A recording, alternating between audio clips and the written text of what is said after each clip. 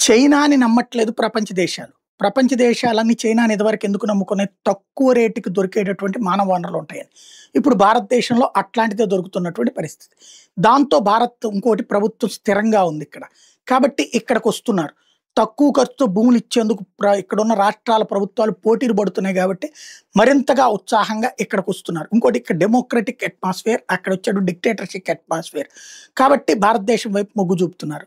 ఇట్లాంటి సందర్భంలో కంపెనీలొస్తే, ఇండస్ట్రీసొస్తే పవర్ ఎక్కువ కావాలి. పవర్ కంపెనీలు అందుకనే భారతదేశం ముందుగానే అనేక ప్రైవేట్ కరెంటు సంస్థల్ని ప్రోత్సహించింది. ఈవెన్ విదేశాల నుండి వస్తున్న నిధులను కూడా ప్రోత్సహించింది. 100% నిధులకు కూడా ఓకే చేస్తోంది. ఈ దశలో పవర్ ప్రొడక్షన్‌కి సంబంధించి 2000 మెగావాట్లు న్యూక్లియర్ రియాక్టర్ల ద్వారా పవర్‌కి సంబంధించినటువంటిది అడుగులు పడుతున్నాయి. దానికి సంబంధించినటువంటి ఏర్పాట్లని భారత ప్రభుత్వం ప్రోత్సహించబోతోంది. తద్వారా రాబోయే రోజుల్లో కథ మారబోతోంది.